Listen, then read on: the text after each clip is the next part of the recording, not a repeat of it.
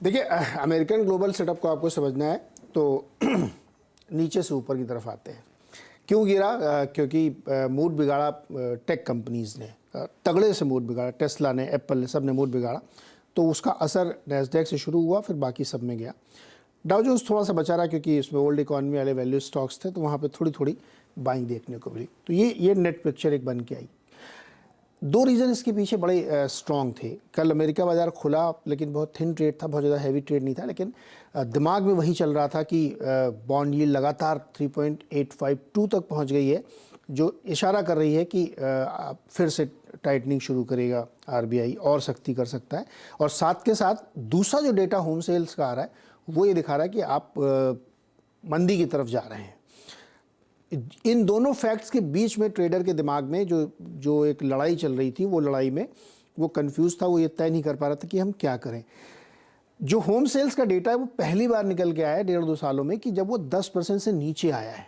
उसमें आप फ्रेडी फेनी का डेटा देखें या S&P का होम सेल्स शिलर डेटा देखें, दोनों ये दिखा रहे हैं कि 10% से नीचे की ग्रोथ हुई है। जो मंथ ऑन मंथ पहले 2 डिजिट्स में होती थी, अब वो 9.8, 9.5 दोनों अलग अलग आ रहे हैं। तो इससे ये लगता है कि वहाँ पे नरमी तो आ रही है। और होम सेल्स में, होम प्राइसेस में अगर नरमी आ रही है, होम लोन रेट 7% नीचे जा रहे हैं, तो वो क्लियरली इन्फ्लेशन को सप्रेस कर रहा है। लेकिन अगेंस्ट में क्या जा रहा है कि आप रेट घटने के या रेट प्लेटो होने के कोई संकेत नहीं रहे, इसलिए बॉन्ड यील्ड बढ़ती जा रही है। तो इसकी वजह से मार्केट में एक तनाव, एक चिंता हुई। रेट सेंसिटिव स्टॉक्स जो थे, यानी आईटी स्टॉक्स, टेक्नोलॉजी स्टॉक्स, उनकी धुनाई हुई कल टेस्ला अकेले 13% नीचे गिरा है। 11% मार्केट में, 2% पोस्ट मार्केट भी गिरा, तो 13% के स्टॉक वो गिरा। और 2022 में वो 70% गिर चुका है। तो सिर्फ इसलिए नहीं गिरा कि रेट सेंसिटिव है, असर है उसके ऊपर। उन्होंने ऐलान किया कि चाइना की जो उनकी फैक्ट्री शंघाई की, उसमें मात्र 17 दिन काम होगा जनवरी में, प्रोडक्शन कट कर दिया उन्होंने। बहाना ये दिखाया कि न्यू ईयर के समय में एक्सटेंडेड वीक बना रहे हैं लीव का, तो 19 जनवरी के बाद से वो फैक्ट्री बंद रहेगी, यानी ऑलमोस्ट आधा प्रोडक्शन होगा, क्योंकि 3 जनवरी को वो खुलेगी ही। ऐसी परिस्थितियों में जब आपका मार्केट ठीक चल नहीं रहा है, पीक हो रहा है और आप प्रोडक्शन कट कर रहे हैं, तो आपके सीधे सीधे दिख रहा है कि आपके वॉल्यूम्स पे, आपके रेवेन्यू पे इम्पैक्ट आएगा। इसीलिए कई ब्रोकरेज हाउसेज ने वहाँ पे रिपोर्ट निकालने भी शुरू कर दिए कि टेस्ला पीक हो गया है। उनके जो टॉप 2 मॉडल्स हैं उसमें अगर $7,500 का डिस्काउंट देना पड़ रहा है टेस्ला को, तब ये एक चिंता की बात हो गई है। तो इसलिए ये दूसरा कारण था कि और ज़्यादा पिटाई उस स्टॉक की हुई कल। इसके साथ साथ एप्पल में भी सेम चीज़ देखने को मिली। एप्पल में भी चाइना के प्रोडक्शन घट गए हैं, मांग उतनी रही नहीं है, सप्लाई डिसरप्शन है। तो वो बहाने बनाए जा रहे हैं कि सप्लाई डिसरप्शन है, नए मॉडल्स हैं, लेकिन फैक्ट ये है कि डिमांड घट रही तेज़ी से, जो नए फ़ोन उन्होंने लॉन्च किए। तो उसकी वजह से एप्पल भी 2 साल के लोस पे जाके कल बंद हुआ है।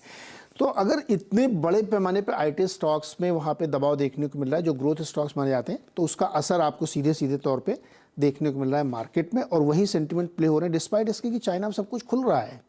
इनबाउंड ट्रेवल खोल दिया उन्होंने 8 जनवरी के बाद से, सब कुछ नॉर्मलाइज हो जाएगा। लेकिन उसके बावजूद अगर टेस्ला और एप्पल को दिक्कत आ रही है, तो फिर प्रॉब्लम कहीं और भी है।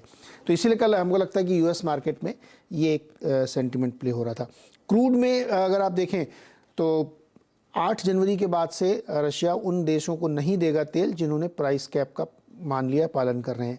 हालांकि इसमें राइडर ये है कि यूएस और यूरोप ने पहले ही बंद कर दिया है, क्योंकि उन्होंने लगाया तो सबसे पहले उन्होंने बंद किया है। लेकिन इसका इम्पैक्ट आपको 18 जनवरी के बाद दिखेगा, क्योंकि 18 जनवरी को डाउनलोडिंग खत्म हो जाएगी। यानी जो आपने इस कैप के नियम से पहले जो भी ले किया था, वो सब सेटल होना चाहिए 18 जनवरी तक। उसके बाद से फिर रिस्ट्रिक्शंस आएंगे शिपिंग के इंश्योरेंस पे, तब रियल इम्पैक्ट आपको दिखेगा। और 1 फरवरी से तो वो देगा भी नहीं तेल। तो मुझे लगता है कि क्रूड का प्ले एक्चुअली आपको देखने को मिलेगा 18 जनवरी के बाद से।